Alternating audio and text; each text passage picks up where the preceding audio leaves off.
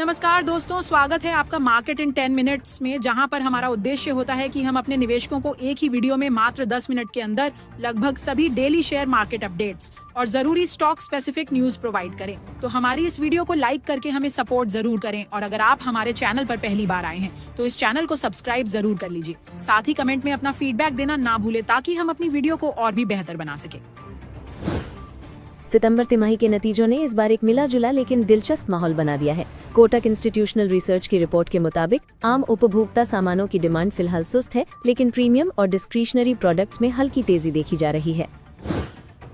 IT services sector में growth मामूली है, जबकि बैंकों में लोन ग्रोथ ठीक ठाक बनी हुई है। कुल मिलाकर अब निफ्टी 50 कंपनियों के मुनाफे की ग्रोथ वित्त वर्ष 2026 में करीब 10% और 2027 में 17% रहने का अनुमान है। हाल ही में सरकार का सबसे बड़ा कदम रहा है जीएसटी दरों में कटौती। ये सिर्फ चीजें सस्ती करने का मामला नहीं है, बल्कि उस खपत इंजन को फिर से चालू करने की कोशिश है जो कुछ समय से सुस्त पड़ा था। इसका असर ऑटो सेक्टर में साफ दिख रहा है। मारुति सुजुकी में पहले बार गाड़ी खरीदने वालों की संख्या बढ़ी है, जबकि श्रीराम फाइनेंस को भी फायदा मिल सकता है, क्योंकि वाहन लोन और एमएसएमई फाइनेंसिंग दोनों में मांग बढ़ रही है। निर्माण से जुड़े सेक्टरों में भी अच्छी हलचल है। पीडीलाइट के लिए ग्रोथ आउटलुक मजबूत दिख रहा है। वजह है अच्छा मानसून, जीएसटी 2.0 के फायदे और बढ़ती कंस्ट्रक्शन एक्टिविटी, जिसे लो ब्याज दरें और बेहतर लिक्विडिटी सपोर्ट कर रही हैं। सरकार के लिए चुनौती है राजस्व की। इस साल की पहली छमाही में टैक्स कलेक्शन सिर्फ 2.8% बढ़ा है। ऐसे में सरकार की पूरी फिस्कल प्लानिंग अब खपत में उछाल पर निर्भर है। अगर मांग नहीं बढ़ी तो वित्त वर्ष 2027 का बजट तंग हो सकता है। गांव की तरफ से हालांकि पॉजिटिव संकेत मिल रहे हैं। अच्छा मानसून फसल और किसानों की आमदनी दोनों के लिए फायदेमंद रहा, जिससे ग्रामीण खर्च में तेजी आई है। श्रीराम फाइनेंस, गोदरेज कंज्यूमर और क्रॉम्पटन जैसी कंपनियों को इससे फायदा हो रहा है। इंडियन होटल्स भी डबल डिजिट ग्रोथ गाइडेंस पर कायम है, क्योंकि बिजनेस और टूरिज्म दोनों में तेजी लौटी है। बैंकिंग सेक्टर में भी अच्छी हलचल है। क्रेडिट ग्रोथ सिर्फ त्योहारों तक सीमित नहीं है, बल्कि लगातार बढ़ रही है, जो निवेश चक्र के लौटने का संकेत देती है। इंफ्रास्ट्रक्चर लोन में एक साल की ऊंचाई पर ग्रोथ हो रही है। एसबीआई ने वित्त वर्ष 2026 में 12 से 14% लोन ग्रोथ का अनुमान लगाया है, जिसमें करीब 7 लाख करोड़ रुपए के कॉर्पोरेट लोन की मजबूत पाइपलाइन शामिल है। पावर ग्रिड कॉर्पोरेशन भी बेहतर प्रोजेक्ट एग्जीक्यूशन और नए कैपेक्स प्लान से लाभ में है। एक्सपोर्ट और ग्लोबल एक्सपेंशन भी अब ग्रोथ के बड़े ड्राइवर बन रहे हैं। इंडिगो अंतर्राष्ट्रीय रूट से अच्छी ग्रोथ देख रही है और दूसरी छमाही के लिए मजबूत डिमांड की उम्मीद है। बीईएल अपने डिफेंस एक्सपोर्ट्स बढ़ा रही है, जबकि एमटीएआर टेक्नोलॉजीज ने कमजोर तिमाही के बावजूद अपने सालाना रेवेन्यू गाइडेंस को बढ़ाया है, जो उसके भविष्य पर भरोसे को दिखाता है। सोने के लोन मार्केट में भी जबरदस्त उछाल आया है। पिछले 6 महीनों में यह करीब 1 लाख करोड़ रुपए बढ़ा है, जिससे लोगों के घरों में पड़ा सोना अब अर्थव्यवस्था में गोल्डन एटीएम की तरह काम कर रहा है। बिजनेस, एजुकेशन और खपत के लिए नकदी मुहैया करवा रहा है। टेलीकॉम सेक्टर में भारती एयरटेल लगातार मजबूत प्रदर्शन कर रही है। कंपनी के पास इतना फ्री कैश फ्लो है कि वो निवेश भी कर रही है, अधिग्रहण भी और शेयर होल्डर्स को रिटर्न भी, यानी वैल्यू क्रिएशन के कई रास्ते एक साथ खुल रहे हैं। वैल्यूएशन के मोर्चे पर भी सुधार दिख रहा है। भारत का प्रीमियम अब दूसरे उभरते बाजारों के मुकाबले घटकर 10 साल के औसत से नीचे आ गया है। इससे लॉन्ग टर्म निवेशकों को एंट्री पॉइंट बेहतर मिल रहे हैं। हालांकि स्टॉक सिलेक्शन अब और भी जरूरी हो गया है। पीडीलाइट और टाटा कंज्यूमर जैसी कंपनियां महंगे वैल्यूएशन पर हैं, जबकि बीईएल और इंडिगो अपने ग्रोथ के मुकाबले आकर्षक दाम पर हैं। मास फाइनेंस को भी कमजोर दौर में जोड़ने की सलाह दी जा रही है। कुछ स्टॉक्स में सावधानी जरूरी है। अर्बन कंपनी की ग्रोथ तो मजबूत है, लेकिन मुनाफा और कैश फ्लो उतनी तेजी से नहीं बढ़े हैं। थैंगमाइल ज्वेलरी और काइंस टेक्नोलॉजी के दाम पहले ही काफी ऊपर चले गए हैं। वहीं कैनेरा रोबेको आईएमसी भले ही Q2 में कमजोर रही हो, लेकिन इसके मजबूत रिटर्न और हालिया प्राइस करेक्शन इसे लॉन्ग टर्म इन्वेस्टमेंट के लिए दिलचस्प बनाते हैं। कुल मिलाकर आने वाले महीनों में भारतीय बाजार की कहानी 5 बड़े थीम्स पर टिकी है। जीएसटी कट से खपत की वापसी, अच्छे मानसून से ग्रामीण मांग में तेजी, बैंकों के जरिए निवेश चक्र का दोबारा शुरू होना, एक्सपोर्ट और ग्लोबल एक्सपेंशन से नया ग्रोथ इंजन और वैल्यूएशन रीसेट से मिलते नए निवेश मौके। जैसे जैसे 2025 का अंत करीब आता है, बाजार में सवाल फिर वही है, क्या इस साल सैंटा क्लॉज रैली मिलेगी? लेकिन असली बात यह है कि क्या ये रिकवरी टिकेगी, क्या आईपीओ की रफ्तार जारी रहेगी और क्या एआई जैसी ग्लोबल वैल्यूएशन बबल फट सकती है? SBI ने 2030 तक दुनिया के टॉप 10 वैल्यूएबल बैंक्स में जगह बनाने का लक्ष्य रखा है। बैंक ने हाल ही में कुल बिजनेस में 100 लाख करोड़ का माइलस्टोन पार किया और मार्केट कैप $100 बिलियन यानी लगभग 8.3 लाख करोड़ भी क्रॉस कर लिया है। बैंक अब अपने कैपिटल बफर मजबूत कर रहा है। लक्ष्य CAR 15% और CET1 12% है, जबकि सितंबर 2025 में CAR 14.62% और CET1 11.47% थे। पिछले 4 से 5 साल में SBI ने लाभ वापस निवेश कर करीब 6 से 7 लाख करोड़ पूंजी बढ़ाई है ताकि ग्रोथ सुरक्षित रहे।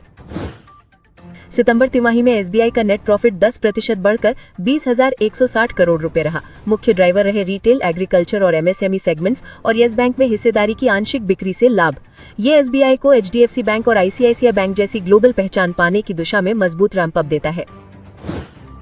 सुज़लॉन एनर्जी ने अपने शेयरधारकों की बैठक 12 दिसंबर 2025 को सुबह 10:30 बजे वीडियो कॉन्फ्रेंसिंग के जरिए बुलाने का ऐलान किया है, जिसे NCLT अहमदाबाद बेंच के आदेश पर आयोजित किया जा रहा है। इस बैठक में कंपनी की स्कीम ऑफ अरेंजमेंट यानी रीऑर्गेनाइजेशन और रिजर्व्स के रिक्लासिफिकेशन योजना पर विचार और मंजूरी ली जाएगी, जिसका उद्देश्य सुज़लॉन के वित्तीय ढांचे को मजबूत बनाना और भविष्य की पूंजीगत जरूरतों को आसान करना है। वोटिंग प्रक्रिया 9 से 11 दिसंबर 2025 तक चलेगी और नतीजे 2 कार्य दिवसों के भीतर घोषित किए जाएंगे, जिन्हें NSE, BSE और कंपनी की वेबसाइट पर प्रकाशित किया जाएगा। SMS फार्मास्यूटिकल्स और मंगलम सीमेंट की बात करें तो दोनों ने सितंबर तिमाही में शानदार प्रदर्शन किया है। दोनों ही कंपनियों ने डबल डिजिट ग्रोथ के साथ मुनाफे में जोरदार उछाल दिखाया। शुक्रवार को बाजार गिरावट में था, लेकिन ये दोनों स्टॉक हरे निशान में बंद हुए। मंगलम सीमेंट का मुनाफा 6 गुना बढ़कर 20.1 करोड़ रुपए पहुंचा। कंपनी की आय भी 10% बढ़कर 394.9 करोड़ रुपए रही और EBITDA 44.5% बढ़ा। मार्जिन में भी सुधार हुआ और कंपनी ने दुबई में नई शाखा खोलने की मंजूरी दी है, जो पेटकोक और कोयले की खरीद के लिए काम करेगी। SMS फार्मास्यूटिकल्स का मुनाफा 76% बढ़कर 25.14 करोड़ रुपए हो गया, जबकि आय 13% बढ़कर 242.4 करोड़ रुपए रही। EBITDA भी 52% उछला और मार्जिन 19.9% तक पहुंच गया। कंपनी के ये मजबूत आंकड़े बताते हैं कि ऑपरेटिंग परफॉर्मेंस में सुधार जारी है। संप्री न्यूट्रिशन ने 14 नवंबर को रिकॉर्ड डेट रखी है और 1 पर 1 बोनस के साथ साथ 10 रुपए के फेस वैल्यू वाले शेयर को 2 हिस्सों में स्प्लिट करने का ऐलान किया है। SMC ग्लोबल सिक्योरिटीज ने भी 1 पर 1 बोनस शेयर देने की घोषणा की है, जिसकी रिकॉर्ड डेट 14 नवंबर तय की गई है। वहीं वेबसॉल एनर्जी सिस्टम अपने 10 रुपए के फेस वैल्यू वाले शेयर को 10 हिस्सों में स्प्लिट करने जा रही है, जिसकी रिकॉर्ड डेट भी 14 नवंबर ही है। ये कॉर्पोरेट एक्शन शेयरों को सस्ते भाव पर ज्यादा निवेशकों की पहुंच में लाने में मदद करते हैं, जिससे ट्रेडिंग वॉल्यूम और बाजार की हलचल बढ़ती है। अशोका बिल्डकॉन को भी एक बड़ा प्रोजेक्ट मिला है। कंपनी को उत्तर पश्चिम रेलवे से अजमेर डिवीजन में इलेक्ट्रिक ट्रैक्शन सिस्टम अपग्रेड करने का 539.35 करोड़ रुपए का ऑर्डर मिला है। इसके तहत कंपनी 660 किलोमीटर से ज्यादा के रेल सेक्शन में पावर सिस्टम को अपग्रेड करेगी। सेबी के चेयरपर्सन तुहिनकांत पांडे ने ग्लोबल लीडरशिप समिट में कहा कि भारतीय बाजार अब विकसित भारत की आकांक्षाओं का केंद्र बन चुके हैं। उन्होंने बताया कि सेबी जल्द ही एक नया ऑप्शंस फ्रेमवर्क लाने जा रही है, जो भारत की जरूरतों के हिसाब से तैयार होगा। उन्होंने कहा कि फ्यूचर्स और ऑप्शन से जुड़ी नीतियां डेटा आधारित होंगी और शॉर्ट सेलिंग, सिक्योरिटीज लैंडिंग और बायबैक नियमों की भी समीक्षा की जाएगी, ताकि बाजार और पारदर्शी बने। सेबी का लक्ष्य है पूंजी जुटाने की प्रक्रिया को और तेज, भरोसेमंद और संतुलित बनाना। पॉली मेडिक्योर लिमिटेड ने सितंबर तिमाही में अच्छा प्रदर्शन किया है, जहां कंपनी का नेट प्रॉफिट साल दर साल 5% बढ़कर 91.83 करोड़ रुपए पहुंच गया। कंपनी की कुल आय 5.7% बढ़कर 443.9 करोड़ रुपए रही, जिसमें घरेलू बाजार से 16.9% की मजबूत ग्रोथ देखने को मिली। EBITDA लगभग स्थिर रहा 114.68 करोड़ रुपए पे, जबकि मार्जिन थोड़े घटकर 25.84% पर आ गए, जो पिछले साल 27.43% थे। कंपनी ने इस दौरान 8 नए प्रोडक्ट लॉन्च किए और 80 से ज्यादा प्रोफेशनल्स की टीम के साथ अपने R&D को और मजबूत किया। पॉली मेडिक्योर ने इस तिमाही में 2 अहम विदेशी अधिग्रहण किए, नीदरलैंड की पेंड्राकेयर ग्रुप कार्डियोलॉजी और इटली की सिटी FA ग्रुप ऑर्थोपेडिक्स, जिससे कंपनी ने हेल्थ केयर के हाई ग्रोथ सेगमेंट्स में अपनी पकड़ और बढ़ाई। SMS फार्मास्यूटिकल्स ने सितंबर तिमाही में 76% की जबरदस्त उछाल के साथ 25.14 करोड़ रुपए का नेट प्रॉफिट दर्ज किया। कंपनी की आय 23.2% बढ़कर 242.4 करोड़ रुपए पहुंची, जो इसके मुख्य व्यवसाय से मजबूत डिमांड का नतीजा है। कंपनी ने बताया कि मार्च 2024 में जारी 9 लाख कन्वर्टेबल वारंट्स अब पूरी तरह इक्विटी शेयर्स में बदल दिए गए हैं और जुटाई गई राशि का इस्तेमाल उत्पादन क्षमता बढ़ाने और रॉ मटेरियल के लिए बैकवर्ड इंटीग्रेशन में किया गया है। वोल्टाम ट्रांसफॉर्मर्स लिमिटेड ने सितंबर तिमाही में स्थिर लेकिन मजबूत प्रदर्शन किया है। कंपनी का नेट प्रॉफिट 4.2% बढ़कर 78.85 करोड़ रुपए रहा, जबकि राजस्व 21% बढ़कर 482.6 करोड़ रुपए तक पहुंचा। भारी बारिश से कुछ डिलीवरी साइट्स प्रभावित हुई, जिससे लगभग 10 करोड़ रुपए का इनवॉइसिंग नुकसान हुआ, लेकिन इसके बावजूद कंपनी ने अब तक का अपना सबसे बड़ा 160 MVA 220 kV ट्रांसफॉर्मर सफलतापूर्वक समय से पहले तैयार कर दिया है। SML महिंद्रा ने अक्टूबर 2025 में जबरदस्त बिक्री दिखाई है, जहां कुल सेल्स 36% बढ़कर 995 यूनिट्स तक पहुंच गई। प्रोडक्शन भी बढ़कर 1206 यूनिट्स रहा, जबकि एक्सपोर्ट्स लगभग स्थिर रहे। कंपनी अभी महिंद्रा एंड महिंद्रा ग्रुप के अधीन बड़े रीब्रांडिंग फेज से गुजर रही है। अप्रैल 2025 में MMM ने सुमितोमो और इजुसु से मिलाकर लगभग 555 करोड़ रुपए में 59% हिस्सेदारी खरीदी थी। SML महिंद्रा का ILC बस सेगमेंट में करीब 16% मार्केट शेयर है। प्रीकॉल लिमिटेड ने प्रति शेयर 2 रुपए का अंतरिम डिविडेंड घोषित किया है, जिसकी रिकॉर्ड डेट 14 नवंबर तय की गई है। Q2 में कंपनी का प्रदर्शन शानदार रहा। राजस्व 1010 करोड़ रुपए हो गया और नेट प्रॉफिट 60 करोड़ रुपए तक पहुंच गया, जो करीब 33% की सालाना बढ़ोतरी है। प्रीकॉल का एक कदम लंबे समय के निवेशकों के लिए फायदेमंद माना जा रहा है। ऑटो कंपोनेंट्स बनाने वाली ये कंपनी वाहन उद्योग के लिए instrument clusters, fluid management systems और ड्राइवर इन्फॉर्मेशन सिस्टम्स बनाती है और कोयम्बटूर से इसका संचालन होता है। शुक्रवार को बाजार बंद होने के बाद से अब तक कुल 8 कंपनियों ने डिविडेंड घोषित किया है। आइए जानते हैं कौन कौन सी कंपनियां इस लिस्ट में शामिल हैं और कब तक भुगतान किया जाएगा। पतंजलि फूड्स ने वित्त वर्ष 2025-26 के लिए प्रति शेयर 1 रुपये 75 पैसे का अंतरिम डिविडेंड घोषित किया है। रिकॉर्ड डेट 13 नवंबर रखी गई है और भुगतान 7 दिसंबर 2025 तक किया जाएगा, यानी निवेशकों को 1 महीने के भीतर डिविडेंड मिल जाएगा। इंडा ग्राबर ने प्रति शेयर 0.90 रुपए का अंतरिम डिविडेंड घोषित किया है। कंपनी ने रिकॉर्ड डेट 14 नवंबर तय की है और भुगतान 6 दिसंबर 2025 तक करने की बात कही है। एकी कैपिटल सर्विसेज ने निवेशकों को खुश करते हुए प्रति शेयर 16 रुपए का अंतरिम डिविडेंड घोषित किया है। रिकॉर्ड डेट 27 नवंबर रखी गई है और भुगतान 6 दिसंबर 2025 तक किया जाएगा। शिपिंग कॉर्पोरेशन ऑफ इंडिया ने प्रति शेयर 3 रुपये यानी 30% का अंतरिम डिविडेंड घोषित किया है। कंपनी ने रिकॉर्ड डेट 19 नवंबर तय की है और भुगतान 30 दिनों के भीतर करने का ऐलान किया है।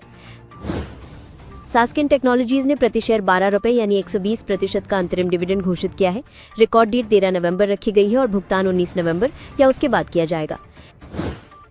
ADF फूड्स ने प्रति शेयर 0.60 रुपये यानी 30% का अंतरिम डिविडेंड घोषित किया है। रिकॉर्ड डेट 13 नवंबर तय की गई है और भुगतान 30 दिनों के भीतर किया जाएगा। गरवेरे टेक्निकल फाइबर्स ने प्रति शेयर 8 रुपये यानी 80% का अंतरिम डिविडेंड घोषित किया है। रिकॉर्ड डेट 14 नवंबर रखी गई है और भुगतान 6 दिसंबर 2025 तक किया जाएगा। बेयर क्रॉप साइंस ने निवेशकों को बड़ा रिटर्न देते हुए प्रति शेयर 90 रुपये का अंतरिम डिविडेंड घोषित किया है। रिकॉर्ड डेट 14 नवंबर तय की गई है और भुगतान 3 दिसंबर 2025 को किया जाएगा। अब हम बात करने वाले हैं सितंबर तिमाही में विदेशी निवेशकों की चाल की, जिन्होंने एक तरफ भारतीय बाजार में करीब 76,000 करोड़ रुपए की भारी बिकवाली की, लेकिन इसी बीच कुछ चुनिंदा शेयरों में जबरदस्त खरीदारी भी की।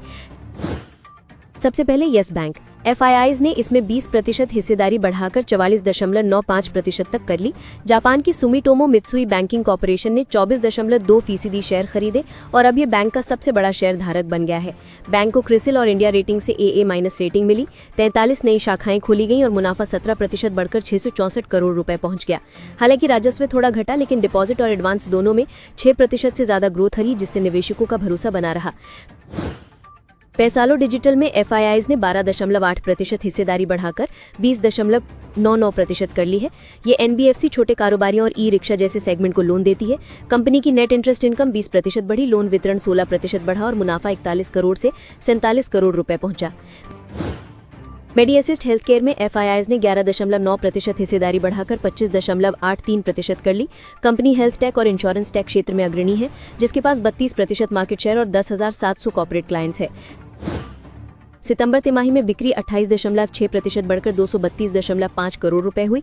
हालांकि मुनाफा घटकर 8 करोड़ रह गया, फिर भी मजबूत पकड़ और बड़े ग्राहक आधार ने FIIs को स्टॉक की ओर आकर्षित किया।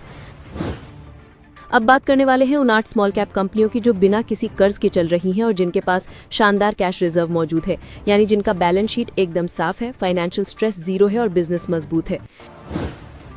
हीरो ग्रुप की मंजिल शोवा ऑटो पार्ट्स बनाती है और इसके पास 27 करोड़ रुपए का कैश रिजर्व है, जबकि कर्ज एकदम शून्य है।